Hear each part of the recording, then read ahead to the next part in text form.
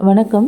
இன்றைக்கி கொஞ்சம் ஹெல்த்தியாக ஏதாவது பண்ணலான்னு ஒரு காலையிலே தோணுச்சு. அதனால் கருப்பு கவுனியில் ஸ்வீட்டும், முளைக்கட்டிய உளுந்தில் கொஞ்சம் கருப்பு கவுனி அரிசி, மூங்கில் அரிசி எல்லாம் போட்டு நல்லெண்ணெய், கருப்பட்டி போட்டு உளுந்தங்களி, அப்புறம் ரத்தசாலியில் லட்டு. இதை இப்போ பசங்களுக்கு காலையில் ஸ்நாக்ஸ் கொடுத்து விட்டுட்டு ஒரு 2 நாளைக்கு வர்ற மாதிரி ஸ்டோர் பண்ணி வச்சாச்சு. ஸ்நாக்ஸ் அதுதான் அவங்க எடுத்துகிட்டு போனாங்க.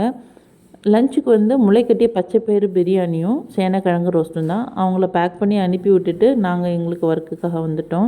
இன்றைக்கி போனது அக்ரி ஃபீல்டு தான்.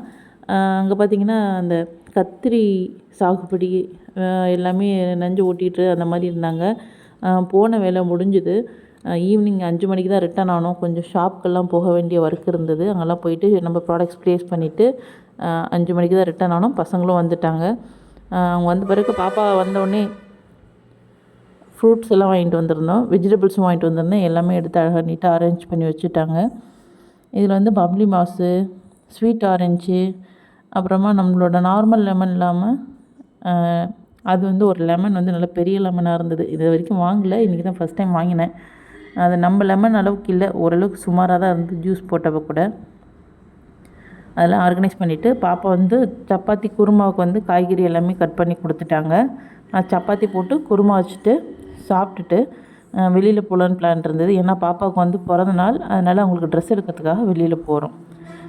நான் அந்த சப்பாத்திக்கு குருமாக்காக பட்டாணி வாங்கியிருந்தேன். ரொம்ப கலராக இருந்துச்சு. இந்த கலர் இருந்தால் வேணாண்ணே அப்படின்னு சொல்லி அந்த காய்கறி கார்ட்டே சொன்னேன். ஆனால் அவர் ஒரு அலசுனா போதுமா அப்படின்னு சொன்னார். ஒரு 3-4 தடவை கொதிக்க வச்சு ஊற்றுறேன், கலர் போய்கிட்டே இருக்குது. அவ்வளோ ஒரு ஃபுட் கலர் அதில். நான் ஆக்சுவலாக கோலத்துக்கே கலர் அடிக்கக்கூடாதுன்னு நினப்பேன். ஆனால் இவ்வளோ ஒரு கலர் அதில்.